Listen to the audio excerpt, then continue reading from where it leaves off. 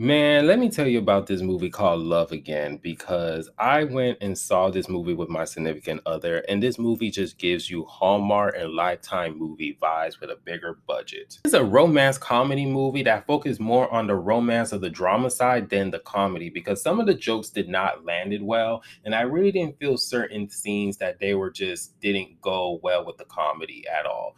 But this movie does have some positive but this movie also has some negative, and I'm in the camp of this movie that I did not enjoy this film, but I can appreciate the hard work and the effort that what this film was able to do.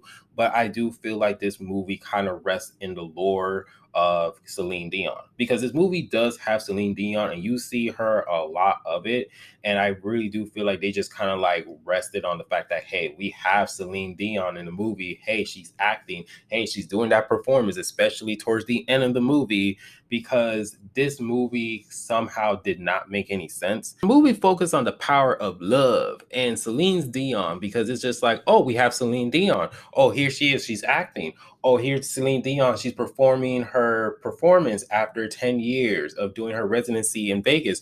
Oh, here is Celine Dion doing her performance in the Barclays Center at the end of the movie because that's how the movie just feels like it's just showing to us while watching it. And so while that's happening, you don't even get to explore the other characters like motives, feelings, because we only focus on one character.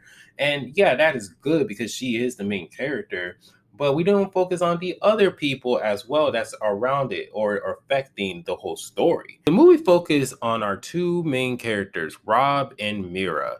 Rob is a music journalist who is dealing with the breakup of his fiance 1 week before his wedding, and he has to score an interview with Celine Dion, which he continue on getting rejected because Celine Dion view him as a boy and not a man because he hasn't fallen in love with anybody because this man was supposed to be married to this woman who broke up with him a week before his marriage. So how the hell can Celine Dion tell us that this man didn't really experience love as this man was about to be married, but the fiance literally broke up with him?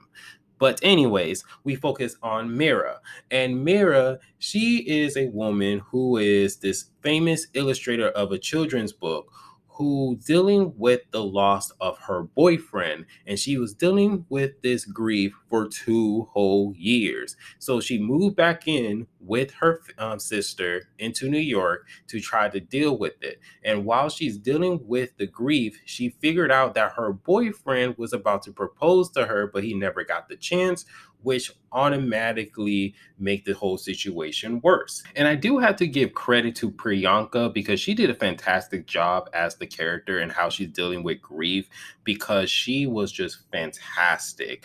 And how they wrapped out her character as Mira, how she dealing with the loss and kind of like moving on with her life. They did a fantastic job with that. And that was just a huge plus with that. But as she's dealing with the whole grief and everything else, she goes on a few dates. Things ended horribly, and she wants to go ahead and express herself on how much she missed her boyfriend. So she decided to go on ahead and text her boyfriend, which it has been 2 years. Why would someone continue paying the phone line of your boyfriend's phone? So of course she's texting her boyfriend thinking that, she's not going to get a text back because the last text message that she got from her boyfriend was pretty much the seconds before he died because he got hit by a drunk driver. So while she just continued on texting, expressing her feelings and her sadness and her like depression and how much she missed him, all of the texts are going to Rob's work phone because Rob's work phone has her dead boyfriend's number. So as a smart person, as Rob did, you know what he did? He did not text her back saying that, hey, this is my work phone, because they specifically stated that, hey, Rob, this work phone, you got to be careful because they're recording everything that you do in this phone. So instead of just stopping what's going on and try to like make this girl move on, he just go on ahead and continue on doing it. And he's just like, oh my gosh, this is a sign of love. So then he goes on ahead and try to figure out who this girl is. And then so he goes on a mission to go ahead and stalk her, to go on ahead and see who she looks like. And this whole thing is just going really, really crazy and really weird and creepy because, like, all of his friends are just like, why don't you just text her saying, like, hey, like, stop with this. And then his later on, his friends are like encouraging him on doing this. And even to a point where they actually go onto the same bar that she's going on with her date, which was really funny because her date was her actual husband in real life, which was very, very funny. But later on, he do find out that it's Myra, and then so he goes on like a hunt, and then so he actually goes on ahead and talks to her, gets her number, compare it, and actually finds out. And then the whole thing just goes creepy and creepy. They start building this relationship. He starts to like understand her feelings and everything. He sleeps with her. He goes out with her. He meets his like sister and everything. And he just didn't tell her about how he knows about the dead boyfriend, how like the text message that you're sending to your dead boyfriend is to my work phone because I have your dead boyfriend's number. He never said anything about that. And then she has to end up finding out when she actually stays over at his place and she sees that his computer is open and she sees all the text messages that she's sending out to her dead boyfriend. And so, what a reasonable person would do was that they will freak out, they will go on ahead and block the person and never speak to the person ever again, right? Wrong. She did that for 2 minutes and then she ends up being with him. And the funny thing is, too, that really did irk me was what was the whole point? Because she stated towards the end of the movie that her dead boyfriend, John, is going to be the love of her life and that she's never going to get over it. So, why are you with this dude? Why are you with this dude? This dude lied, manipulated, and everything else, and you still was with him. Why? And then on top of that, Celine Dion advice for her to handle the situation. It was just pointless. It was just like, why? I don't want to hear that shit.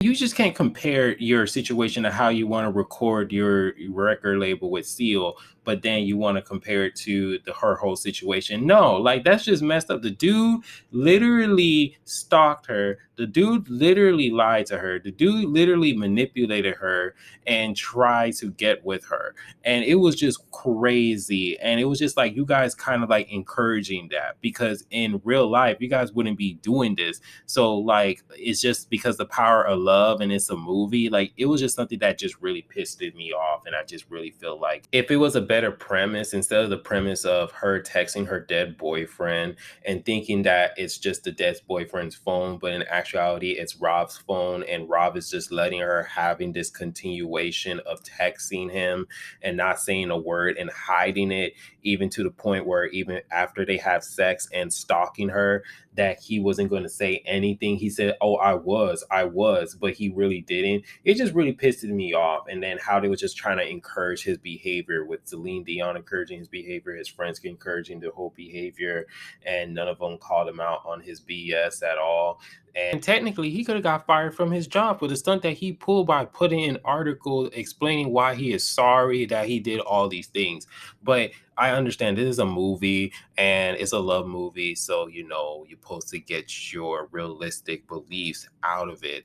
But honestly, I couldn't roll with it. It was just unbelievable. On top of that, too, I just found out that this movie also showcased new music for Celine Dion. So of course they were going to put that driving force there, and that's why she's like there consistently, especially towards the end, because towards the end of the movie, after they kiss and they say whatever they have to say, I was really pissed off.